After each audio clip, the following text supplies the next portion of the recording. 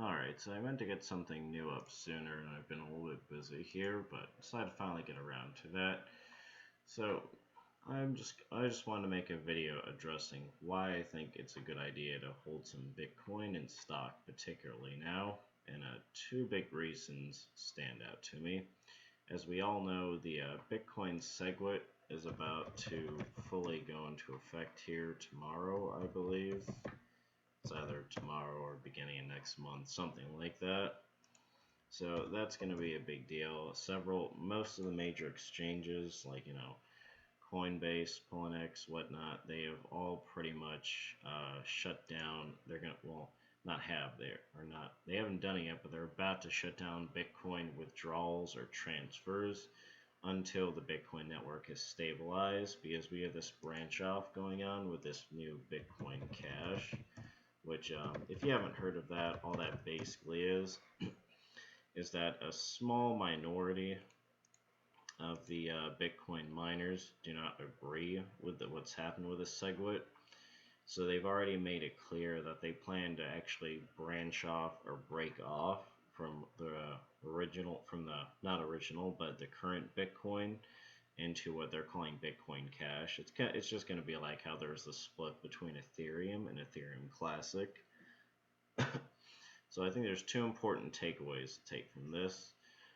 The first one, which actually I had only given a little bit of thought about, but this article brought up a good point. This is from International Man, or I think it's Doug Casey, one of the newsletters I like to subscribe to. But he brings up a very good point here. He basically talks about how, every time there's advancement or improvement in technology, we see a increased amount of interest in it. He compares this to how back in the day we had dial-up modems, and now we have cable internet that greatly increased the speed, and thus, the value of internet went up dramatically. He's comparing the current Bitcoin SegWit upgrade to this, and thinking about it, he brings up a pretty good point. Bitcoin can only process so many transactions per second now. I forgot, it's like 6 or 8 or something like that, and like he mentions here, once this new upgrade goes through, they'll be able to process anywhere from 12 to 28 transactions per second, oh yeah, up from 3 to 7 transactions. So, it's like increase almost 3 or 4 times its current speed. Supposedly with the SegWit upgrade, they're talking about that it could be scaled even higher, I believe, by the end of the year or something like that. Anyway, the point he's trying to say is that as the Bitcoin network is increased to where it can handle huge amounts of transactions per second, like thousands of them, on par with things like Visa and PayPal, that's going to generate more interest in it. And I have to say, I think he's right when I think about it logically.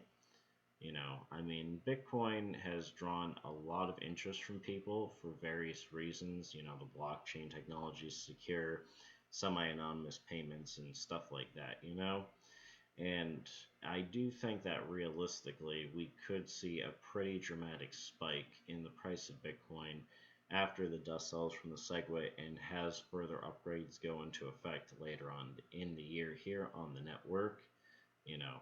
And he says he could see a price around 3,500 to 5,000. I don't have an exact price in mind, but I definitely think we could potentially see a price jump here. And people are all skeptical about that, and I'm not really sure why, because you just look at the history of Bitcoin, and you need to remember, it took time to get where it is now, but once it started going, it sped up dramatically. If you just look at this historical data chart, from CoinMarketCap, and this is just 3 months ago here, Bitcoin was trading at a low and a high of like 1,300. Now we're trading, highs and lows. The last, one of the most recent ones just yesterday was 2,800. So, in a matter of just a few months, it went up over $1,000. That's quite significant. So for people to just be skeptical that Bitcoin can't go any higher, I think is a little bit foolish, seeing how, just within the last few months, it has gone higher, and I don't see any reason for it not to. And like I've mentioned before, I've argued, or not argued, I've debated the points with people about this as far as, the Bitcoin technology goes. and the future of it and whatnot. And the big thing, people, crypto enthusiasts have been telling me is they're like, well, Bitcoin's not as good. It's kind of antiquated, technology and design and, whatnot. There is better cryptos out there. There's stuff better than Ethereum, better than Bitcoin, and so on and so forth. And like I had said about this before, yeah, that's fine. There is stuff better. I agree. There has been stuff. It's been around for a while. I mean, a lot of the cryptos that are becoming big now have been or come out since like 2013, 14. Even Ethereum came out in 2014 and is just really gaining momentum now. But I feel like they're missing the point because what I'm trying to explain to them is that what do you think puts value into things like Bitcoin and Ethereum? It's not just crypto enthusiasts like us. It's regular everyday people making use out of it. And what do you think they're going to use? They're going to use what's the most familiar, not necessarily what's the best technology. And the thing is, Bitcoin isn't terrible. For instance, the blockchain technology is pretty secure. I haven't seen anything where Bitcoin or Ethereum has been legitimately hacked or anything like that. It's just that they have more in the way of scaling problems and limitations opposed to some of the newer ones, But again, that's yeah, it's kind of neither here nor there. But yeah, people are going to go for what's most familiar. I can say personally, in passing, when I tell people that I've been investing in cryptocurrency for the last couple of months, half the time they're like, "What's that?" And I'll say Bitcoin. And I'd say a good 6 out of 10 times they're at least like, "Oh, I've heard about that," or I've heard about that in passing. Consistently with Bitcoin. Anything else I say cryptocurrency, I even say Ethereum. They're like, "I've never heard of that before." So again, people are going to go with what they're most familiar with. The matter of the fact is that they're most familiar with Bitcoin. So yeah, I agree. One day something with better technology will overtake Bitcoin, even with the continued upgrades they're doing with it. But no one has shown me anything compelling or convincing that that's going to be anytime in the near future. People want to tell me that other altcoins out there are going to do it. And it's like, okay, but when? You're not showing me anything convincing data showing when, Nothing has near the value of Bitcoin. Nothing has nearly the public exposure of Bitcoin. Nothing has nearly the trading volume of Bitcoin. You need more than just, well, this has better technology because it's faster and it can scale better and, blah, blah, blah. Well, that's great. But does the average consumer really care about that? Probably not. People are telling me, well, yeah, they'll care. Well, no, they won't. They're not nerds or geeks or whatever like us. I mean, it's just, they're like, this pure technology always wins. Well, it doesn't. Like, here's a reminder about that. Just a throwback back in the day. We all remember the videotape format war.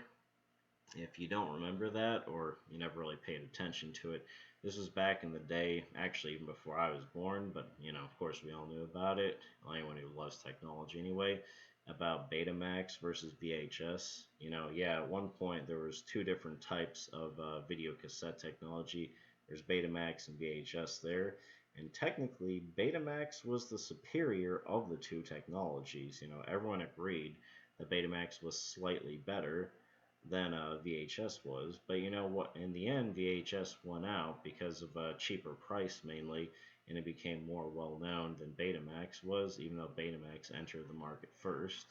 So again, it doesn't just depend on the superior technology. It depends on things such as convenience.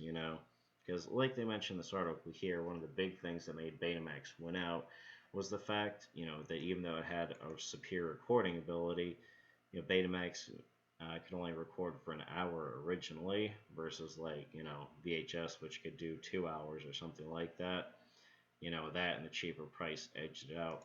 Well, it's going to be the same thing here with Bitcoin. People are going to use that because how many places can you use Bitcoin now that's accepted? How many places can you use Ethereum now where it's accepted? A lot more than any other altcoin on the market right now. That I can guarantee you. You know, all of these currencies here, even Ripple and Litecoin, I've seen far fewer places you can use both of these compared to Ethereum or Bitcoin in particular. So people are going to use what's familiar, what's convenient. That's Bitcoin. All right, so that's enough of my rant there. The second part that I want to bring up here, which this goes back to that Bitcoin Cash, is that there's going to be this split soon. I think it'll officially go into effect tomorrow, beginning of next month or something like that, when Bitcoin Cash should be fully locked into the network here. The reason why I bring this up, and you can look at this article made by King's Crown. It's a good one. I thought about writing about this, but I'm like, oh, there's already a really good article, so I just re-steamed this if you want to look at my feed. But basically, he talks about how you can have 14% more Bitcoin for free. I mean, that's slightly incorrect. Basically, all it is we're going to see something similar to when Ethereum Cash, or I'm sorry, when Ethereum Classic split from Ethereum.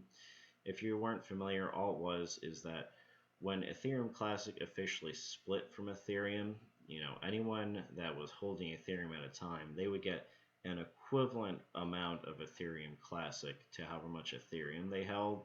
It's going to be the same thing with Bitcoin Cash here. Now keep in mind, Bitcoin Cash's value is much lower than, Bitcoin is currently. I mean, it's actually hovering higher for a while. I thought it was more like 500. Looks like it's only 300 or something like that. So, like he says, 14% because, obviously, or whatever, this only costs a fraction of what Bitcoin does. So, if you have like $1,000 worth of Bitcoin, you're only going to get like $100 versus Bitcoin Cash or something like that. But still, it's free money. So the big question is, how do you go about getting this? Well, there's different opinions. There's a lot of people are just saying to hold it, in a private wallet there. But really, I think the easiest thing to do is just like he says, just use one of these many exchanges here. There's a ton of exchanges that have already pledged that as long as Bitcoin Cash, becomes officially part of the crypto market and network, they will go ahead and credit you an equivalent amount of Bitcoin Cash for however much Bitcoin you have at the time when it goes live in the network there. And this includes a lot of the common ones, via BTC, BTC Box, KEX, HIT BTC, Bitfinex, and Bittrex, which is my personal favorite. So I've just went ahead and I've moved most of my Bitcoin between various, exchanges that support Bitcoin Cash. So that way, once Bitcoin Cash is live in the network there, then you'll go ahead and get an equivalent amount to average Bitcoin you own. Yeah, he says 388, 2000. Oh, okay, so for some reason I thought Bitcoin Cash was more. I don't know why, I just thought that. So that's the other thing I would suggest is just make sure that your Bitcoin is being held somewhere where you can get credited for the Bitcoin Cash. Again, if you want to see this article in full detail, it's in my feed because I just re-steamed it. But any of these exchanges here should be good. If you have other exchanges, you can Google it and see what the official word is from your exchange. I know Poloniex is not officially said if they'll support Bitcoin Cash or not, so I wouldn't count on that. But a ton of other exchanges are saying that. So I would definitely advise doing that. There's a huge debate among people about what to support. Majority of people say, well, screw Bitcoin Cash. Other people are saying, well, no, Bitcoin Cash is the future because I guess the technology behind Bitcoin Cash is supposed to be superior to Bitcoin. Truth be told, I don't really care one way or the other. We'll let the market decide that. I'm not so much interested in the politics of the situation. All I know is logically, if you own some Bitcoin, now's a chance to potentially get some free Bitcoin, or some free Bitcoin Cash, I should say. So what I would suggest is if you own a Bitcoin or if you're going to buy some, I mean, it's a little short in time now, but you could buy somewhere instantly through somewhere like Coinbase, or if you have some money laying around exchange, get it, put it somewhere where you're going to get credited for Bitcoin Cash, and then go ahead and hold on to it. Because I do believe in the near future that Bitcoin is definitely going to be taking off with all these upgrades, especially once the immediate fears of SegWit end soon here. I do believe that investor confidence will be restored and we'll see more people, going ahead and freely investing in Bitcoin. And any naysayers that think, well, Bitcoin can't go any higher, I'd just like to remind you, well, 3 months ago, Bitcoin is worth a lot less than it is right now. So I can't predict the future, and I'm no cryptocurrency millionaire, but logically, I think there's a good chance that it will go up. Anyway, I hope you enjoyed this video and you found it to be helpful. If you have any thoughts or opinions, go ahead and let me know, and I will see you in the next video.